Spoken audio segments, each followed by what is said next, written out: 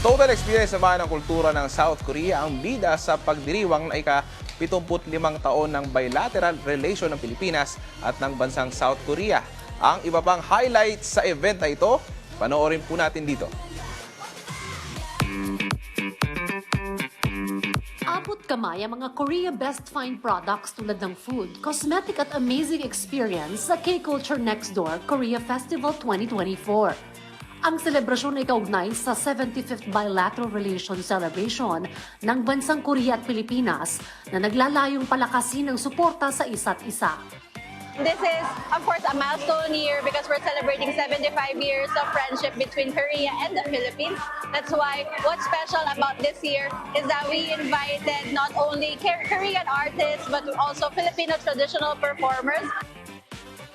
Makikita sa event ang samot-saring Korean products, mga pagkain, cosmetics at technologies.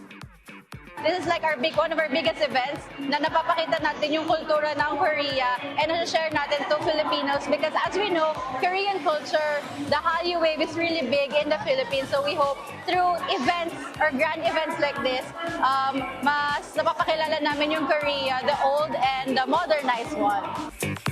Dumalo sa festival si Ambassador Lee Sang-hwa, Korean Cultural Center in the Philippines Director Kim Yong-jin, Mall President Steven Tan, National Commission for Culture and the Arts OIC Admin Chief Bernan Joseph Corpus at FDCP President Joey Reyes. At isa nga sa inabangan ng mga audience ay ang South Korean indie rock band Hanabi na nagpakilig at nagpatili sa kanilang mga fans.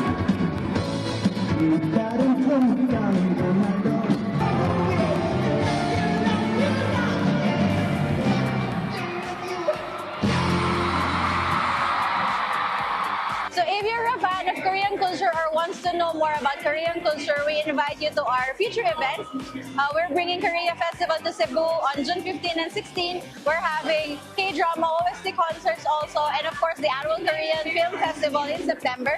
So please follow KCC Phil on our socials and we hope to see you there. Magkaiba man ang kultura at lahi. Sa pamamagitan ng pagiging bukas ng bawat isa na ipakilala at kilalanin ng pagkakaiba, ay nag-uugnay ng mas malalim na relasyon sa isa't isa.